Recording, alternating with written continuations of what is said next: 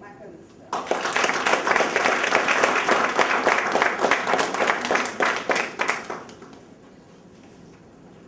When I was about 10 years of age, a girl I liked confided with me, and she said to me, look, anybody that I meet that I really like, I try to remember. Of course, I was beginning to feel good. Then she looked at me and said, but in your case, I don't want to remember him. At 10, make that 12 years of age, I was age 12. I was so modern that a cricket-loving Englishman, who was a friend of the family, looked at me and refused to call me by my name, Godfrey. Instead, he called me God Sticks. Why are you calling me that? He said, when I look at your legs, it reminds me of that cricket wicket. Except that your sticks, aka legs, are a little bit longer. And just so you get the picture correct, my head then was as big as it is now. No wonder half of my double-barrel nickname at school was Big Head Man. Contest chair, fellow Toastmasters and guests. There are things about our past that we all would like to change, if only we could. Some people would like to change the place of their birth. Others would like to get rid of a relative or two.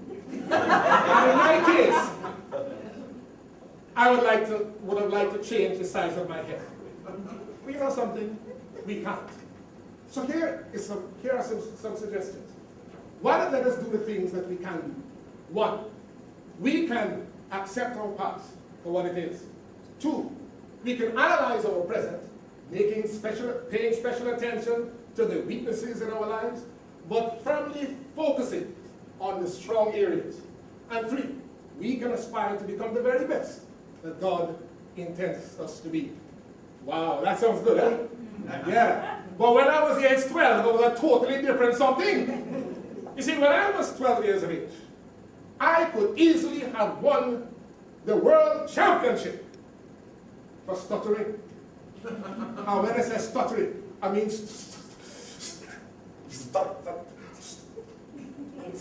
stuttering. Look, I stuttered so badly that I was mortally afraid of greetings like, how do you do? Because I didn't want to repeat the word do at the wrong place. And so, because of that, my friends called me Big Head, Stammering Mac. At the age of 12, peer group pressure means everything. But my best friend in those turbulent years of peer group pressure was my mother.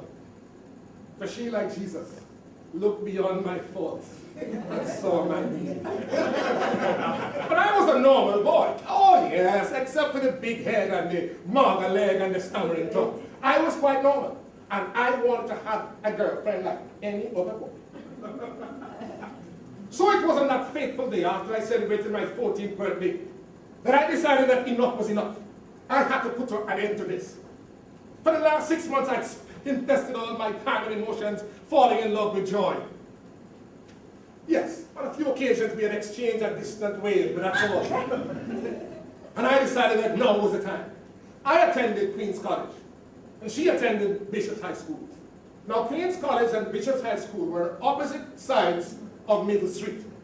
So, at lunchtime, the boys from Queen's College would jump on their bicycles and ride down to Middle Street to meet their girlfriends from Bishop's.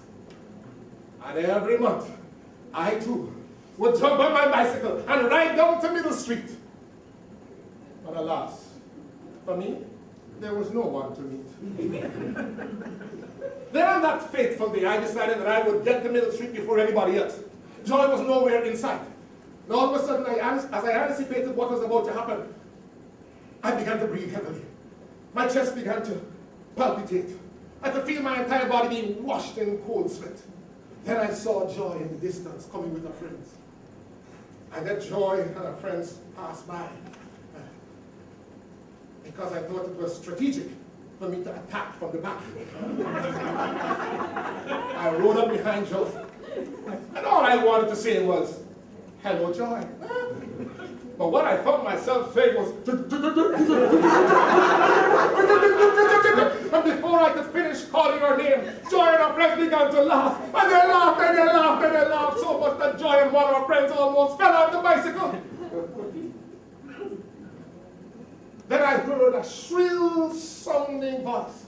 It was the voice of the girl I loved. She said at the top of her voice, "Oh, Will, big ass covering, man!" Tears blinding my eyes. My already fragile ego structure shattered. I obeyed.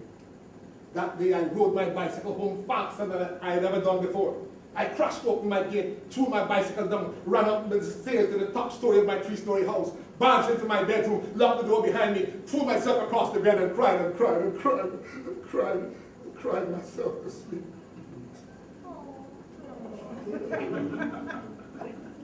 If you ask me how long I slept, I would have to say, I can't recall. But when I awoke, I was startled.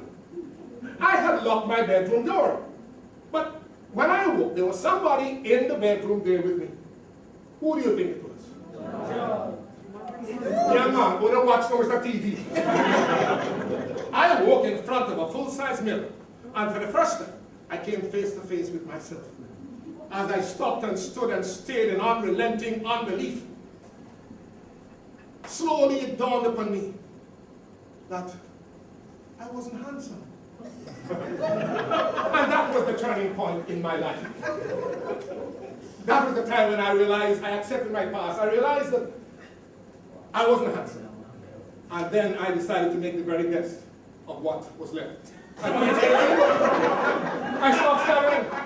At age 18, the rest of my body caught up with the size of my head. And yes, but more importantly, I realized that I should learn to accept my past. I realized that I had learned to analyze my present. I realized that I had aspired to become the very best that God intended me to be. And yes, I had attained some of my goals. Girls, no problem. No problem. But Joy, I had outgrown her. But when I realized that she was in my past, what impression she made on my life would forever last. Joy,